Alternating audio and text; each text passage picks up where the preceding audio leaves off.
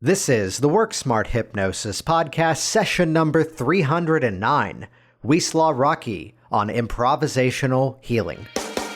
Welcome to the Work Smart Hypnosis Podcast with Jason Linett, your professional resource for hypnosis training and outstanding business success. Here's your host, Jason Linett. You know, it's kind of an interesting thing that sometimes someone comes on to this program as a guest and they share a specific method of change, which then you could go off and use that method with your clients and get some really cool results. Similar to that, oftentimes I hop on here in a solo episode and I share a specific business marketing method, which you could then go off and use that one specific method to book more clients or to better scale your business. What I'd mention is it's rare that we can have someone who can come on here and introduce a theme. And to have this one theme make everything that you do so much better, well, that's a gift when that happens. And that's exactly what this week's episode is all about. For many of you, this might be your first opportunity to meet Wieslaw Rocki, who I've actually known for a number of years now. He was previously in Fairfax, Virginia, with an office nearby my office over in Alexandria, and then Springfield, Virginia. And then as a wonderful sort of coincidence here, a number of years ago, he moved down to Florida, and it turns out the area that we're going to be shopping for a home for in the next couple of months is not too far away. Something in the water, I guess. And coming from a background as a medical doctor over in Europe to then transferring over here to the United States and then continuing that practice, and then over the years getting involved with hypnosis and several other integrative sort of healing approaches. And then I'd share with you the turning point where I realized that Dr. Rocki was onto something, and it involves one of my favorite people in the world. We went to a local theater venue, a local movie theater house that also hosts stand-up comedy, and it was the comedian Emo Phillips, which, if you don't yet know this, is the funniest man ever to have lived. One of the most ripped-off comedians in all of comedy, by the way. If you've seen the classic movie, classic film, UHF, starring Weird Al Yankovic, Emo Phillips was the shop teacher who cut his thumb off, which sounds horrific unless you've seen the scene. Then it's absolutely hilarious. Emo Phillips, by the way, is the source of the favorite line of my trainings. I used to think the brain was the most intelligent organ in the body. And then I ask myself, who's telling me that? Ba-dum-bum. So it was along this journey that I reconnected with Dr. Rocki and found out that he had been rather involved with tracking improvisational comedy writing, and looking at ways of how we can take the themes of improvisational theatrical arts into the healing arts. And that's exactly what you're about to hear this conversation all about.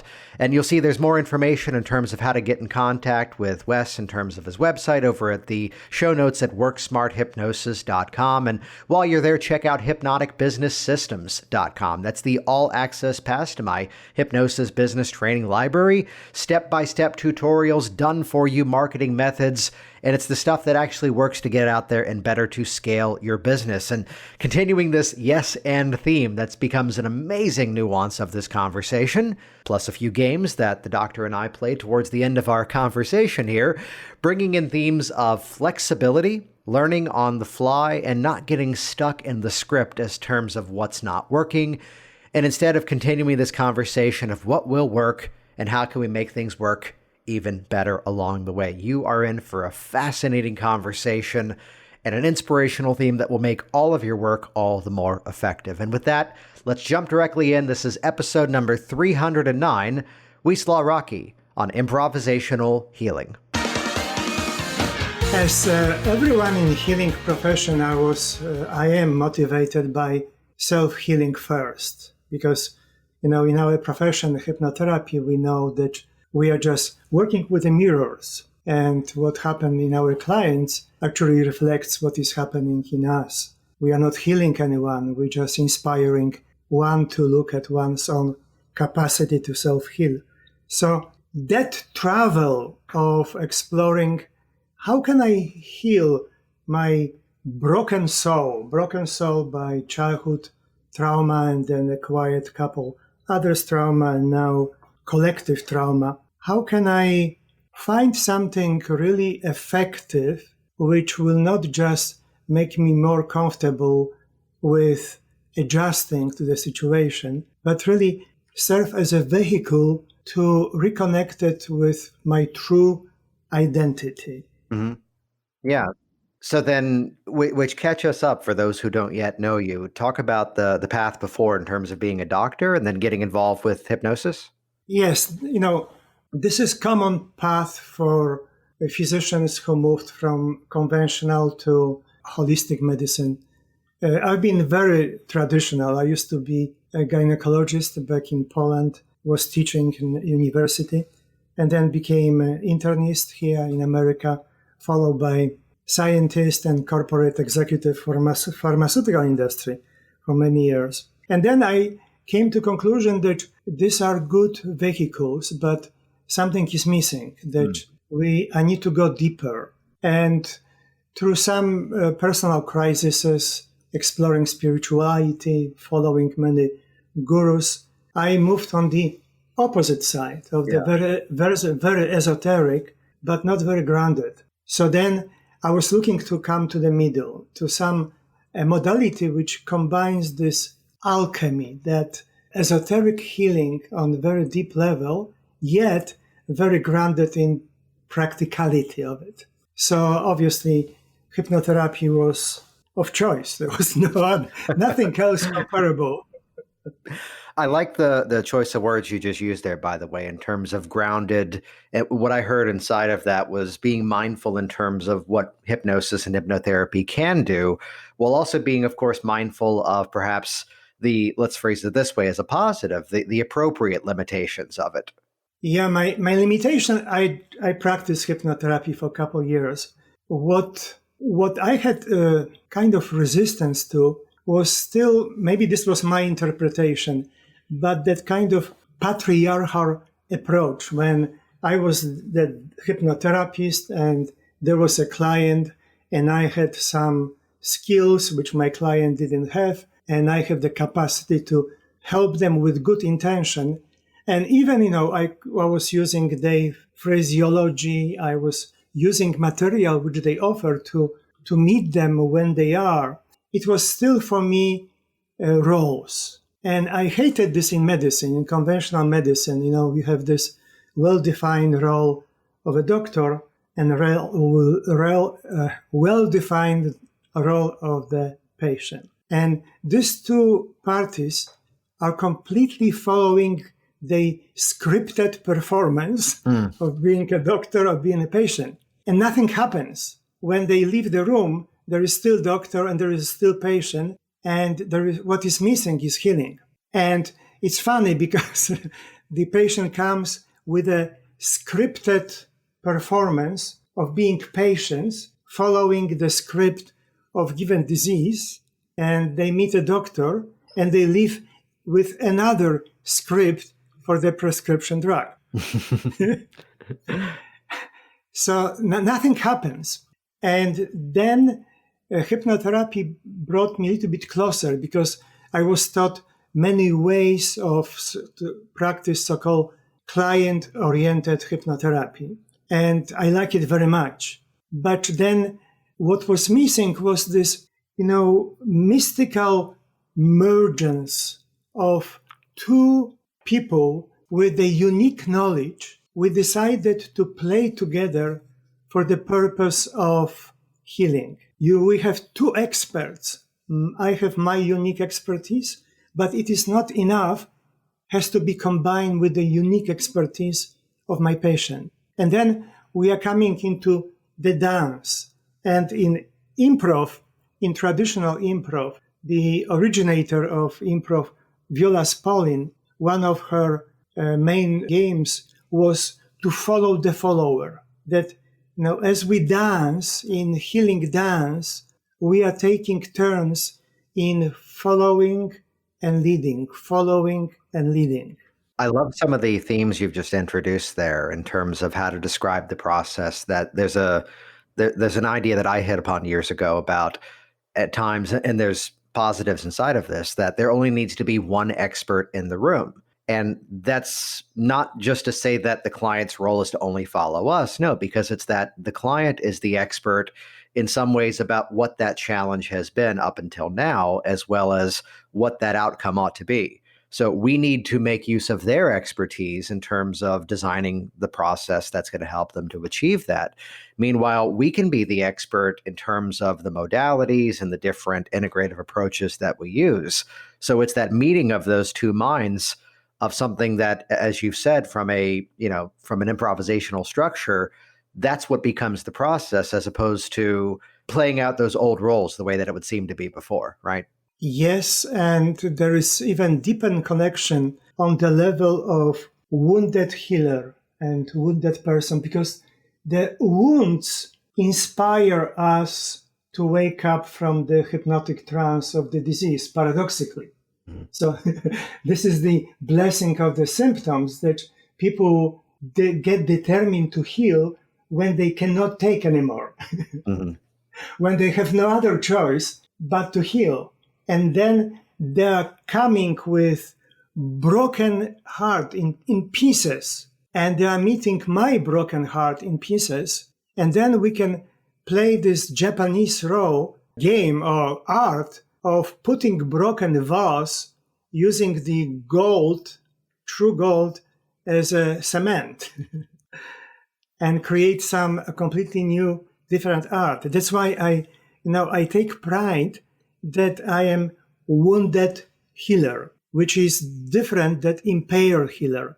Impaired healer would be the one who has some problem which impair the capacity to heal. The wounded healer is exploring on one own shadow work, on dark night of the soul, of the inner basement of subconsciousness, to meet patient on the same level, because this is where the work happens. Because, they come, the client, let me bring this beautiful statement with the contemporary mystic Ram Dass, who said, we all walk each other home. We all walk each other home. So that way, the act of healing is the act of sharing. I love that. And that is so essential, because my focus is now on helping people to heal emotional trauma.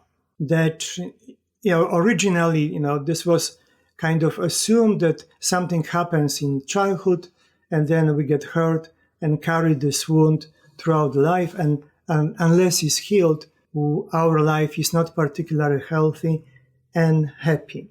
But the idea was that there was something happening to us, and then we have to heal that memory of what happened. But there is a beautiful doctor, Dr. Gabor Mate, Canadian, expert on addictions and trauma. And he always says that it is not actually what happened to us, but what has changed in us as a result of what happened to us. So that approach released me from digging back with the techniques, trying to explore implicit memory, the painful memory which wisdom of consciousness hide this deep in the basement of consciousness, and for a reason. So it cannot be easily accessed and re-traumatized. But the good news is that we have excellent access to that in the present moment. Because at the end of the day, what is in me today is to some extent the sum of what happened to me throughout my life, right? Yeah, I think that's a massively important perspective, that, to look at, as the phrasing is here, the healing process moving forward, that it's not so much about who, what, when, where, and why. It's more so the how of moving forward. What I'm curious to ask you here, because always looking at that journey to get to where you are now, what was some of that track? What was some of that perspective in terms of first getting into hypnosis, let's say, and looking at how do we now combine these different elements? And then I definitely want to get over to the improvisational work that you've been doing. But how would you kind of draw out that map, that personal discovery aspect of this to eventually create where you're at now? Well, first realization was that I surrendered myself to the fact that my life is scripted. That I am running on autopilot with a script, following religiously the script, which may be not appropriate any longer for my circumstances. And on most occasions, it's actually not my script. So that brought my curiosity to hypnotherapy as a door to explore my script. Because when we are hurt, when we carry this unhealed trauma, we live life in the script of the default no attitude, NO, which started as a resilience, as a survival tools, which allow us to survive often life-threatening situation. And part of the deal was to establish strong resilience, the no, this is my boundary, this is how I'm going to survive. And that saved our lives, not only in childhood, but throughout life. But the problem with that is when that no becomes default. Yeah. Then the no is no longer to particular event, particular patterns. The no becomes the no to life itself. So then we have the same default no to the good and bad in our life. And as applies to medicine, we have this thing in medicine that the bulk of medicine are chronic diseases. 90% of medical work is chronic diseases. And among those, probably 80% are so-called autoimmune diseases. So even diabetes, most of the heart conditions, whatever, have immunologic background. And then we have this legend in medicine that this is, your body is attacking yourself, which for me never made any sense because this is not how the Creator designed us. And then with exploring hypnotherapy and exploring this scripted no, it came to me that it is actually us, our set of mind, negative patterns, unhealed traumatic patterns, which we interfere with our body capacity to heal itself. So actually, paradoxically, we are attacking our body as we are attacking and fighting in life. And as everyone says, fighting your life, you always lose. And I believe that this is why we are sick, holding this no attitude. And the deal with that is very difficult because in order to heal the no attitude, which is just part of the sound resilience, is to create a safe environment. The safety is necessary for healing, which obviously we know hypnotherapy, creating safe environment. Remember Albert Einstein's statement, he was asked, what is the most important question from your whole career? What is the most important question?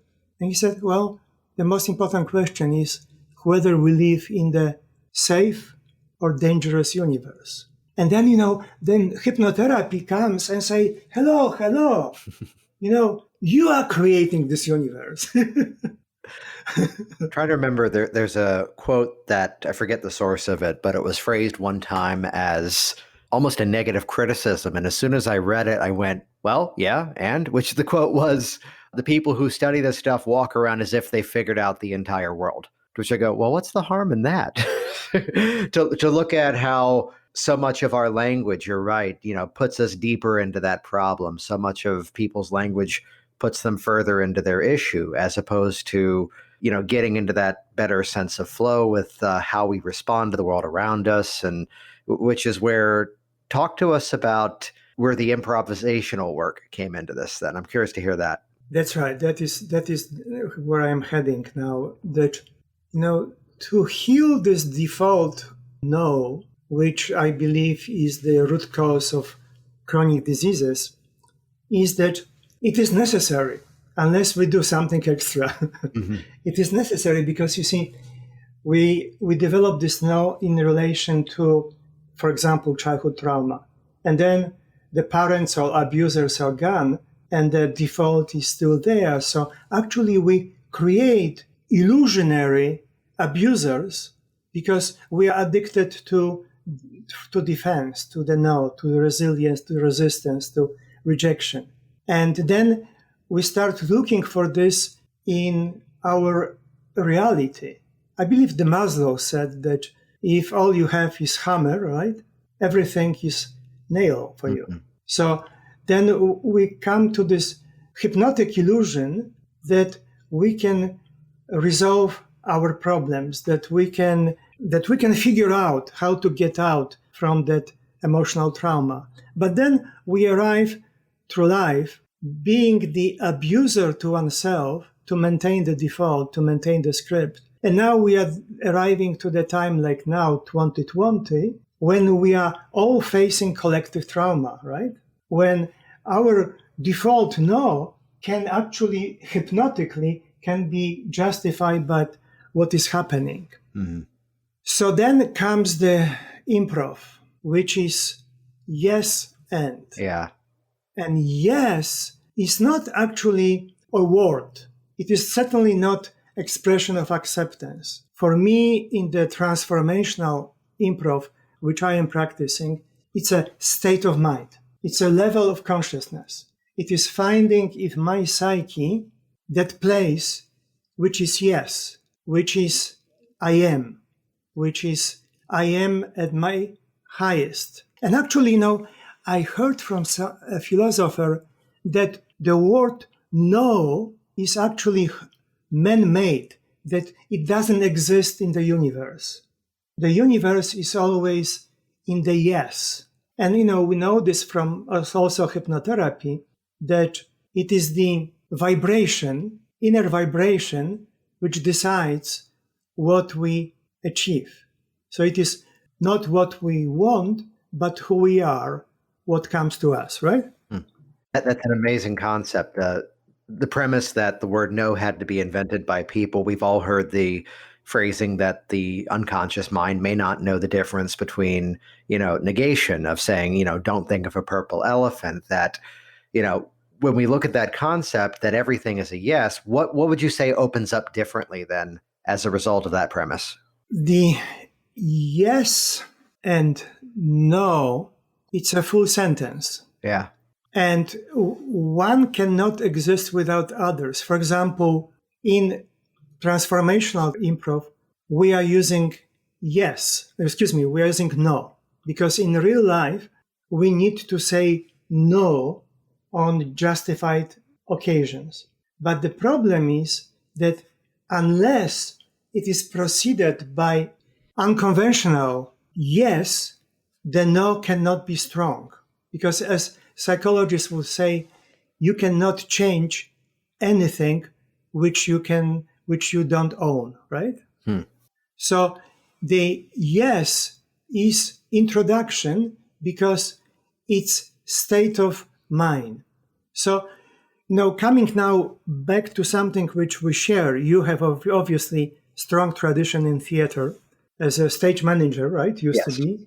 And then on this stage hypnosis, which I remember you started with very, very important because you were doing this with young people in schools, right? Right. Yeah. That was the origin story for me. Yeah. So this was the molding. This was with a very high accountability. So we are all actors on the stage of life, and we are performing scripted drama. The problem is that most of the time we are not aware of the script, but our health and happiness depend on our ability to explore our memorized script, to adjust it, to rewrite it, to meet the demands and opportunities of our current circumstances, right? And that is our basic survival. We cannot not be actors. We can just refuse to participate in the process, and then we are still doing scripted performance of somebody else's script written for us. There's a quote that I think you'd love here. It was a French magician by the name of Jean-Eugène Robert Houdin. And long story short, Houdin was who a young boy named Eric Weiss modeled. And Eric Weiss changed his name to be Harry Houdini from having studied Robert Houdin. And the quote was that a magician is an actor playing the role of a magician. And the whole premise behind that original quote was that if the magician were on stage and thinking, okay, I need to hold my hand at this specific angle so the audience can't see the coins that I'm hiding, and I need to move it in this way, then they're projecting to the audience that it's simply, almost as if a juggling stunt, as opposed to if that magician were to step into the role that even they believe there were coins hidden in these invisible pockets in the air and then pluck them out, the sooner the magician believes the trick to also be magic, the sooner the audience will join them in that journey. And this is a quote that I've brought up for years inside of hypnosis trainings, that we are stepping into a role. We are stepping into an identity, whether it's simply the role of the practitioner of hypnosis or even matching up to the expectation that the client has as to why they reached out to a hypnotist in the first place. So what do you find, let's say, is gained by accepting this almost scripted role, this performance role that we're now moving into as a practitioner? In improv, we have the same rule as you just described, which is if you believe in what you are now projecting in terms of emotions or content or your body position, if you believe in the message which is contained in this, the audience will believe. Yeah. So the same applies. If I believe, then my patient believes, right? And in improv, we have these beautiful therapeutic settings of interactions between the actor and character.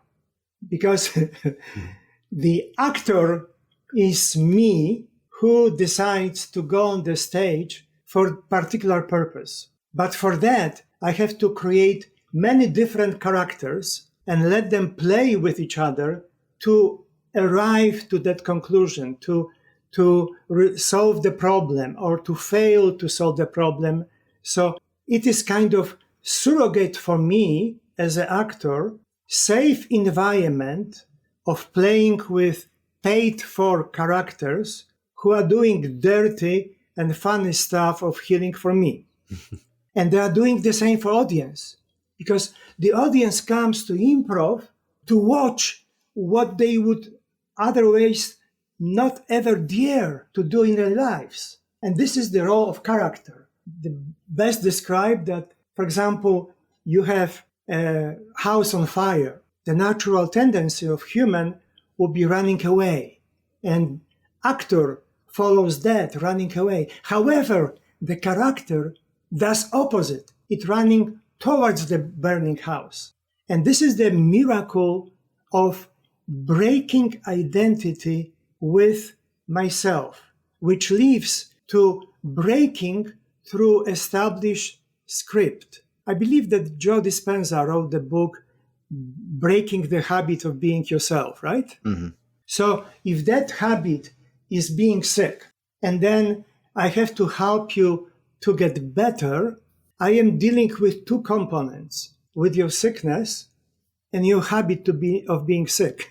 And unless I will inspire and help you to break this habit of being sick, which is the extra on top of disease, I won't be able to even touch the healing of the disease.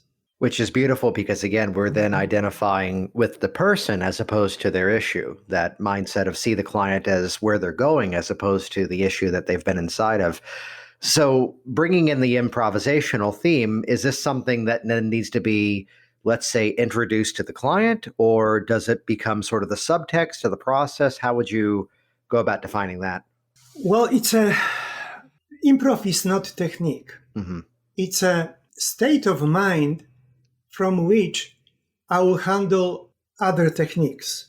Yeah. For example, let's use an example of parts therapy in hypnotherapy, right? And I was proud to remember to take classes with Dr. Hunter, right? Yeah. Roy Hunter in your office, actually. That's right. Yeah. That's right.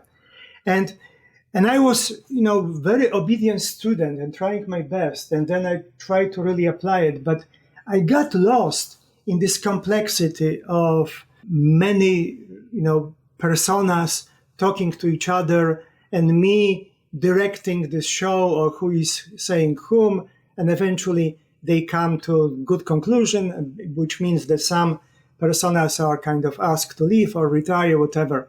For me, maybe coming from medicine, which is very heady art, I was very suspicious of heady arts.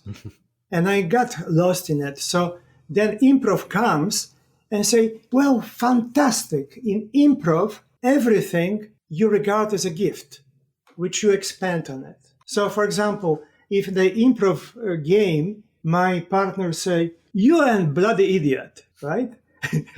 The natural tendency of human would be, no, or how dare you, or even I will attack you. The character in improv saying, oh, yes, I know, I am super idiot. I will prove you how idiot can be.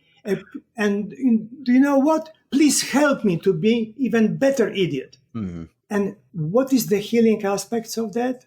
First, that I can taste with my guts what really means to be an idiot. How does it feel to be an idiot? So I can catch myself when I am idiot and I don't know about this.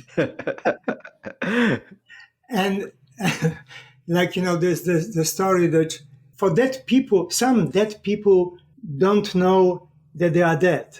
And it doesn't hurt them because it hurts only family. And the same goes for stupid people. So this is the one aspect, but the healing aspect is that it breaks my habit to be associated with my habit. That this is completely contrary in what would be my habitual attitude. So if I carry this forward to being habitually sick, I have already some tool saying that it's possible to play against or beyond of that.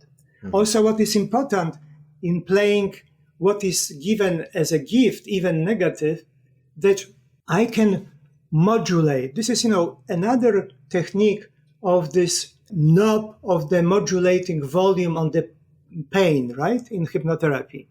That I ask a client to visualize this panel and there is a knob to turn up and down pain, right? Yeah. So the same would be applied in this technique. So in parts therapy, from the improv point of view, I say, I welcome you all, guys. Let's play, but you have to play on the improv rules, that you play to make each other looking good. You listen to each other because you'll be building on what your partner said. You'll be adding that. And we can get into conflict. We can resolve very dramatically different point of view, but we all agree to one thing, that we, no matter what happens, we preserve our relationship. And once the thing is done, we are back to actors who go for beer and they love each other. And for me, this is much simpler thing. And it's easier for patient to accept this because it is just play. The gatekeeper of the subconscious mind is relaxed, saying, no, nothing serious. They're just playing. So, and also we know that the play is the place where we learn, right? Yeah, I love that as a theme of, that sorting out in almost a more playful sense, that rather than this place of conflict, rather than two parts working in opposition, instead bringing in this playful spirit to the aspect of the work there. And by doing so, bringing about that yes and theme, I think, above all, being one of the easiest things that people can start to implement, as opposed to, well, back to the hammer. No, that technique's not going to work. Well, instead, how can I make that work? How can I bend this in such a way that we can be more flexible inside of what we're doing, right? Right. And the lesson is that paradoxically, in improv, we learn solving problems by breaking from hypnotic trance, which tells us that we can solve the problems. Because, we have all good minds, but we know that using just our mind and willpower, we cannot heal ourselves. And then we try to control even more with the beliefs that we have power to solve the problem. But this is not the place from which problem can be solved. So, for example, one of the comedic principles of the improv is that you try to solve problem on the stage, and you keep failing at this, and you keep trying and failing and trying. And this is the place when the audience can really be with you, because this is all what we all doing. All when we are trying on stage to apply reasonable tools for something crazy. All the opposite when we are applying crazy tools to something which is real. All these are magical tricks to break our default association. In other words, to give us opportunity to say, well, I am running scripted life. So why don't I look up what is the script? And then this is what is hypnotherapy about, right? Helping people to rewrite the script, right? Yeah. Except that in improv, I'm inviting more people to do this for themselves in playful way, because I can surrender expectation that I may know what is good for them. Because from my life, I learn that on the level of my mind, I really don't know very often what is good for me. But there is a good news that if I surrender, if I dissociate myself from that so-called analytical thinking and go to my higher wisdom or superconscious, as some call it, whatever, then the solution comes, right? Because it was always there, right? Yeah, I love the theme that you just introduced about how, often it's part of, the classic structure of a play. Act 1, introduce the hero. Act 2, get them up in the tree. Act 3, get them down. There's a basic structure of how we put it together. But in terms of having something that's got some conflict, having something that's going to have, a reason to have us continue to watch, are these opportunities where it doesn't quite go exactly as planned. And your phrasing there made me remember back, and I'll be very, very general here for obvious reasons, but it was a time that we had a juggler involved in a professional production. And the whole bit was, it was the standard routine where the juggler is going to balance this board on top of a ball. So there's a balancing aspect to it. And then he's going to juggle 5 clubs, which I can't do that. And he could.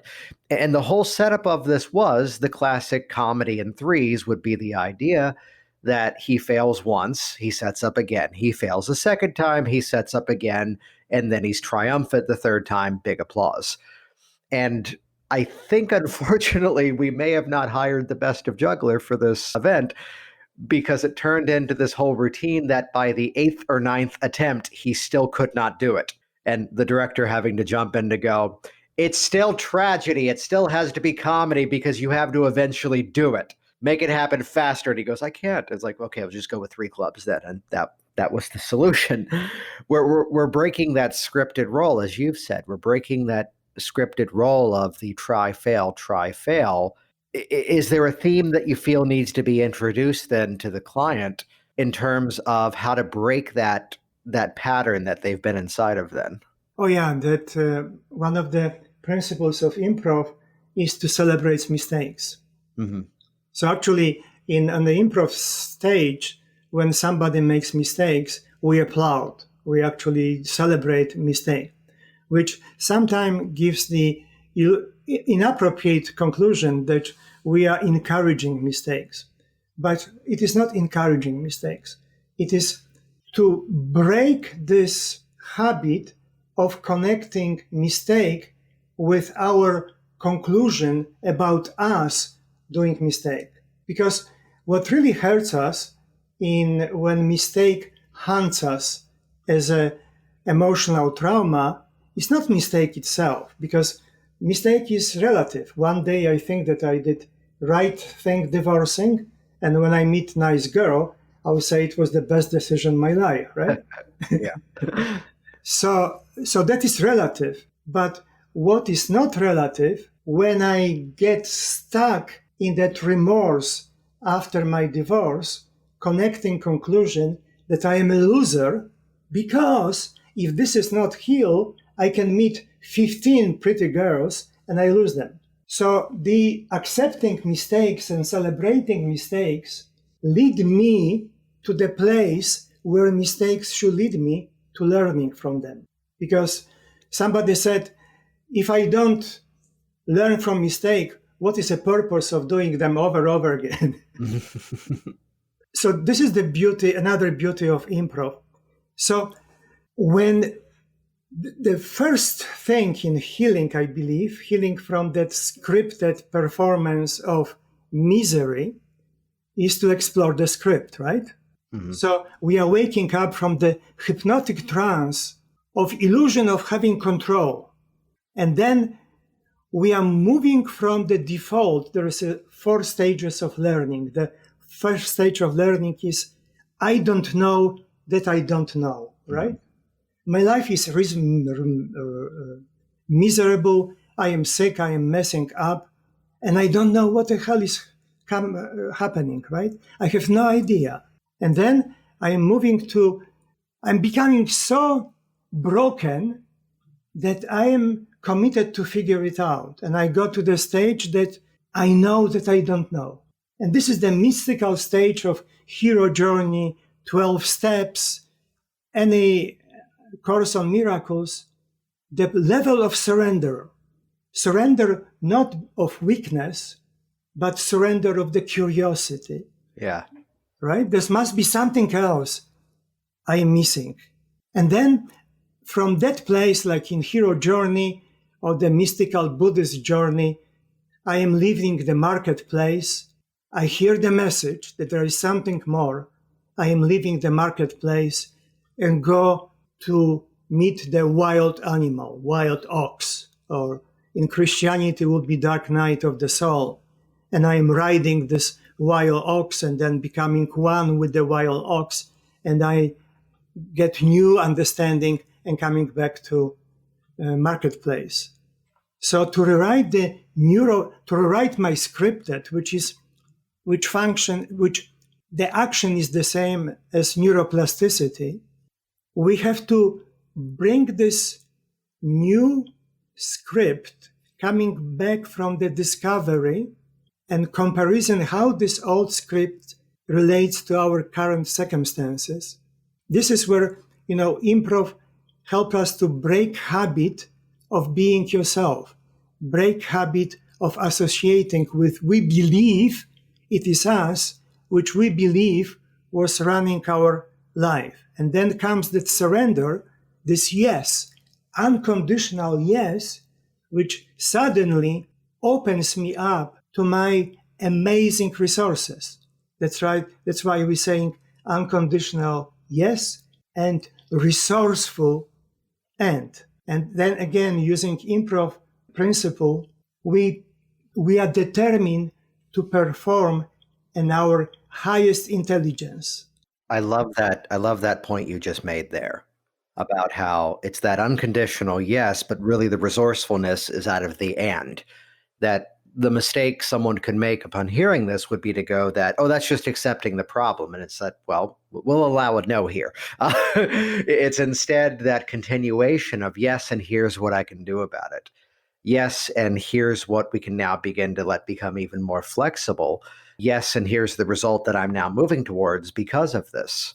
This is beautiful what you said, because this very thing guards us from mental psychobubble of yes, which is most often is actually no in hiding. I I hate something and I don't feel like working on changing this. So I bring some, illusionary story that I'm capable to accept and saying, yes. Well, even the connection you just made about that's part of the story, even inside of the 12 step, that, where part of our community would go, oh, that's a negative suggestion for the person to say, I'm an alcoholic. Yet when that yes and is applied to that, I'm an alcoholic, and here's how I'm now living my life. Here's what I'm doing to take better care of myself. Now there's a continuation to that story, and it's no longer the perception of the constant victim of that circumstance. Yes, the yes and is the full sentence. And it's a yin and yang. They are dancing together. They cannot exist without each other. And only on that relationship, everything else is being built. So now we are ready to actually rewrite our script. And, there are two ways of rewriting our script. One is to get suggestions, like in hypnotherapy sessions. And we may be good or bad in giving suggestions, which will be more or less appropriate for given patient. And for me, that approach, for me, it carries risk. I don't feel very comfortable. That's why I'm so excited by improv, because in improv, the patient, the characters are trying out different scripts, different behavior. And what is the most important, that they are trying out in the safe environment of the game, that there are no consequences. It's just game. That, at the end of the scene, we say, whoops, we'll make this stuff anyway. Doesn't exist. No, in improv, me, 72-year white male, I can be completely vested in being Asian teenage girl, or I can be completely vested in being can of soup for the purpose. And I do this with full involvement, full entertainment, full presence, without any legal accountability. Similar to that, it's the understanding that even for dramatic actors, that the power of improvisation was that you were then learning how to access those emotions without the burden of having to memorize lines. That, actors in an improvisational scene in an acting class, it wasn't always, the comedy thing that we would expect from things on television like Whose Line Is It Anyway? That instead, here were some extremely emotional moments where I remember liberal arts college having to go through acting classes. Suddenly the door slams and she walks in and she suddenly says something to the other man in the scene, which is deeply provocative. And now they have to act that out when there was not the burden of, again, having to stop and memorize it. And this is how you see actors who can call upon real emotion that quickly, which, back to the whole conversation you just brought up about in terms of the mindset of mistakes or accidents. There's no failure, there's feedback. Here's the continuation of here's how we set this all forward. You mentioned in an email before we connected today about wanting to play a game while we were here recording. What did you have in mind? Oh, so let's start with a very simple game when we continue our conversation, and we have to use yes and. Yes and. We just continue conversation and using 1-2 sentences, but every sentence has to start with yes and has to expand on what you, me as a partner use. So, for example, it's so nice to talk with you.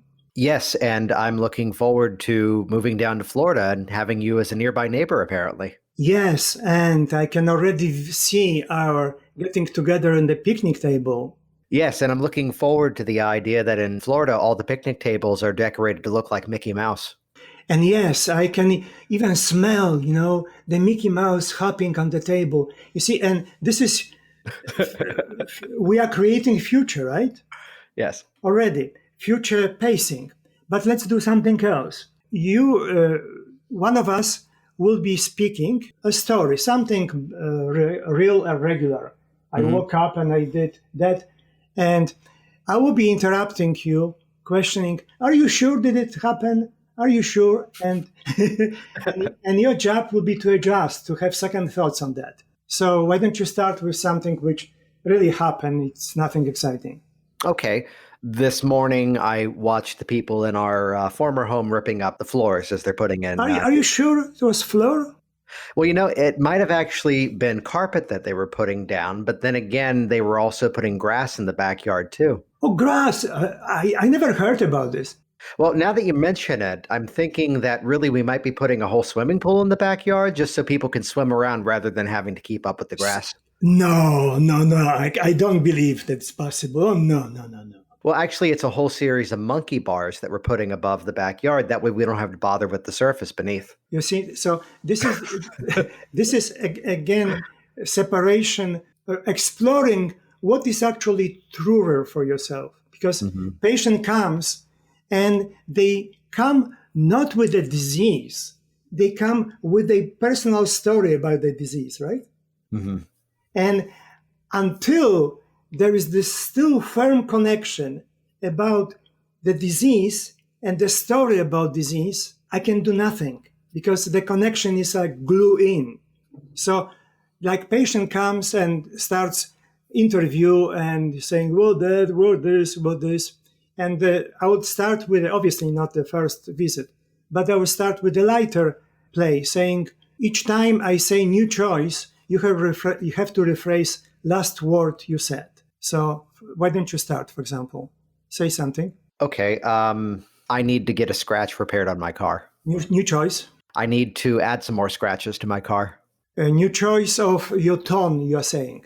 I'm really excited about these scratches on my car. New choice of moving your head in different direction.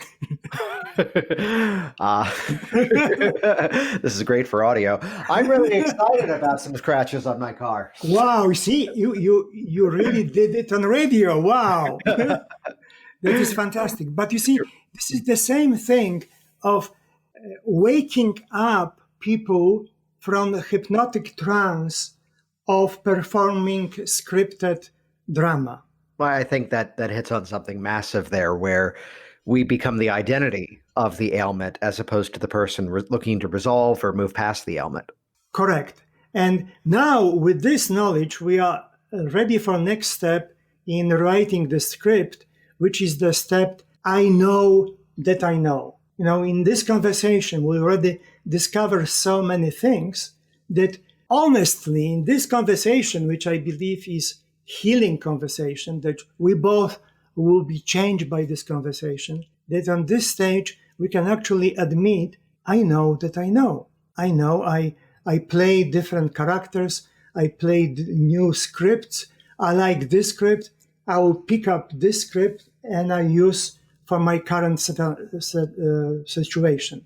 So this is my new script, but then the final stage is to make this script put into subconsciousness so I don't need to figure out what to do each time, to put this into autopilot. So then I can say that I don't know that I know. So there is no effort to figure out what I know because my subconsciousness will be projecting automatically what is needed script for this situation. Nice. This has been fantastic to have you on, and especially to explore these ideas, and even better, how some of this serves as a role inside of the work that we're doing, but also in terms of a different mindset of how to continue that process, and even how to, as you brought up the example of parts therapy, how to then modify things we already know, given these themes of improvisational healing. How can people best get in contact with you? How can they find you? The best way to reach me is through my website, which is www.selfhealingcare.com. Selfhealingcare.com. This will be the best way to get in touch with me. Outstanding. And we'll link to that, the show notes over at worksmarthypnosis.com. Before we wrap up, any final thoughts for the listeners out there? We are all experiencing collective trauma. Not only what is happening to us, but not knowing what will be happening next. And this is the calling of exploring new ways of playing safe, breaking from the scripted scripted behavior, which is now brutally imposed to us by media, by healthcare, by politics, and nobody is to save us except of us. So this is calling for you to get excited about what we're talking about. Explore it, because it will open your universe and you'll be much safer navigating these uncertain times. Thank you. Jason Linett here once again, and as always, thank you so much for interacting with this program, for leaving your reviews online, and sharing these conversations as part of your ongoing hypnotic journey as well. You can check out the show notes over at worksmarthypnosis.com for all the details of this episode, some of the books that Dr. Rocki recommended there along the way too. And plus check out hypnoticbusinesssystems.com. That's the all-access pass to my hypnosis business training library. There's no need to reinvent the wheel. There's no need to have to invent from scratch. Model what works, make it your own, get out there and make it rain. Check that out, hypnoticbusinesssystems.com. Thanks for listening to the Work Smart Hypnosis podcast at worksmarthypnosis.com.